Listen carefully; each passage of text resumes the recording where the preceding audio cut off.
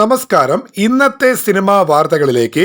നവാഗതനായ ജിതിൻ കെ ജോസിന്റെ സംവിധാനത്തിൽ മമ്മൂട്ടി, വിനായകൻ എന്നിവർ പ്രധാന കഥാപാത്രങ്ങളെ അവതരിപ്പിച്ച് കളങ്കാവലിന് ആഗോളതലത്തിലും മികച്ച സ്വീകരണം ലഭിച്ചുകൊണ്ടിരിക്കുന്നു. കോവിഡിന് ശേഷം മമ്മൂട്ടിയുടെ ഏറ്റവും വലിയ ഓവർസീസ് ഹിറ്റായി മാറിയിരിക്കുകയാണ് കളങ്കാവൽ സിനിമ. റിലീസായി 15 ദിവസങ്ങൾക്കുള്ളിൽ രാജ്യാന്തര മാർക്കറ്റിൽ നിന്ന് 38.15 കോടി രൂപയാണ് കളങ്കാവൽ നേടിയിരിക്കുന്നത്. സിനിമയുടെ ആകെ കളക്ഷൻ 80 കോടി രൂപ ഇപ്പോൾ കടന്നിട്ടുണ്ട്.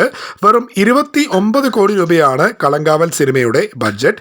ആഭ്യന്തര കളക്ഷൻ മറികടക്കുന്ന പ്രകടനമാണ് വിദേശ മാർക്കറ്റുകളിൽ സിനിമ ഇപ്പോൾ കാഴ്ചവെച്ചുകൊണ്ടിരിക്കുന്നത്.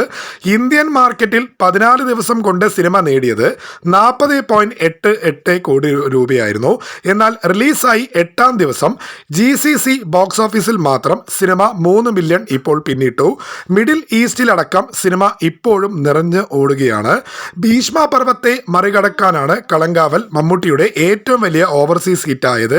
36.5 കോടി രൂപയാണ് ഭീഷ്മ പർവം വിദേശ ബോക്സ് ഓഫീസിൽ നിന്ന് നേടിയത്.